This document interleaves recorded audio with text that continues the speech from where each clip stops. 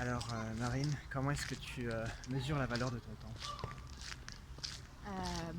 Le temps, c'est la valeur la plus importante pour moi parce qu'on a tous 24 heures dans une journée, mais Ouais, on n'a pas tous la même manière de, le, mettre à profit. de le mettre à profit, tout à fait. Et moi, on me demande souvent, pour moi, le temps, c'est vraiment la valeur la plus haute qui soit. Parce qu'on me demande souvent comment j'ai le temps de faire tout ce que je fais dans ma journée, mais en fait, si je le fais, tout le monde peut le faire et Ouais, tout dépend où on place nos systèmes de valeurs.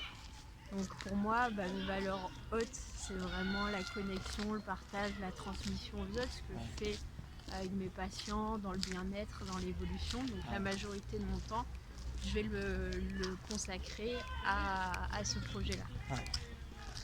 Et pour optimiser ou pour pouvoir remplir ces 24 heures, il faut d'une certaine manière déjà avoir conscience que le temps est important et pas le laisser filer.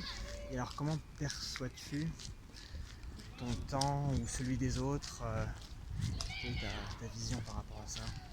Je Comment pense tu le ressens?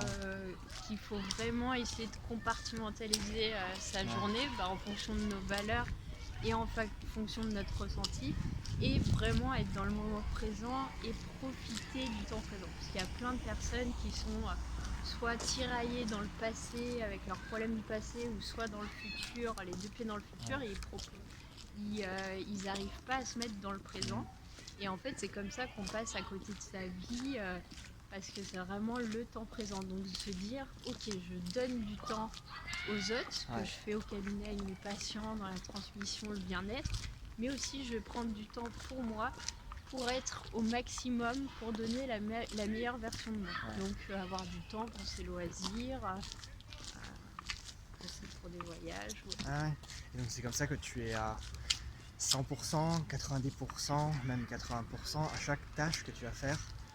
Tu vas, c'est pas si tu as dit de faire en conscience, mais dans le moment présent, c'est ça aussi, non? De chaque activité, la faire en compartiment, tu as vraiment un temps de repos, Oui.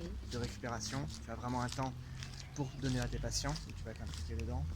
Oui, tout à fait. C'est vrai qu'en fait, à chaque fois, on se dit, ok, il y a beaucoup de personnes qui, quand ils mangent, ils vont penser à après Ouais, ou autre chose. Ou quand ils font du sport, oh là là, mais non, j'ai plein de choses à faire. ouais, Mais c'est vraiment important pour soi de se dire, je prends conscience que j'ai besoin du temps. Et du coup, quand je fais du yoga, ou de la méditation ou des lectures inspirantes, je vais me consacrer pleinement à ça pour profiter pleinement de ce moment, prendre tout ce qu'il y a à prendre au niveau énergétique et au niveau bénéfice pour après le redonner au mieux au service des autres. ok. Et donc, la mauvaise manière de gérer son temps, ce serait comment? Parce que si on est en train de faire deux choses en même temps, on profite pas, on profite d'aucune en fait. On profite pas de celle qu'on est en train de faire ni de la suivante, parce qu'on mixe les cartes. Oui, Alors si tu devais donner des conseils pour mal gérer son temps, pour mal gérer son temps, ce déjà serait... mal gérer son temps, oui, effectivement, comme tu dis, faire deux choses à la fois ou ne pas profiter d'être en fait d'être présent à ce moment-là Ouais. physiquement, mais que notre inconscient et notre mental est déjà ailleurs. Ça, Hmm. on ne profite absolument de rien parce qu'on est là physiquement, on fait les choses, mais le mental n'en a pas du tout conscience parce qu'il est déjà à la tâche Ouais. d'après. Et ça, du coup, ça crée vraiment un désalignement total au niveau du corps Ouais. de la personne, au niveau de son mental, et l'impression qu'elle a plus du tout le temps finalement. On pourrait inventer une nouvelle méthode, donc ça serait les deux C, compartimenter et concentrer. On compartimente et on se concentre sur les tâches que l'on fait. Et peut-être troisième C, Troisième C, état de conscience. état de conscience, voilà. Donc compartimenter, concentration et conscience. Et de manière générale, si on devait synthétiser ou proposer aux personnes de choisir, qu'est-ce que ça t'a apporté de réfléchir à toutes ces notions de temps en rapport dans ta vie, dans tes rythmes. Je pense que ça t'a permis de faire par rapport au temps.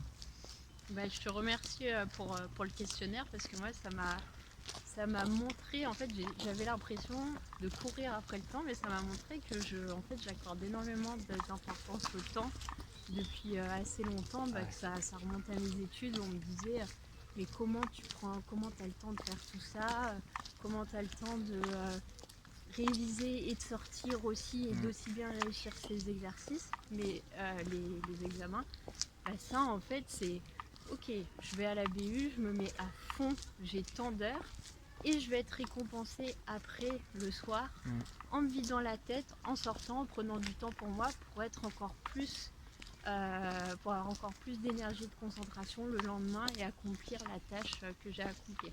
Ok, merci. Donc concentration, compartimenter et conscience. Tout à fait.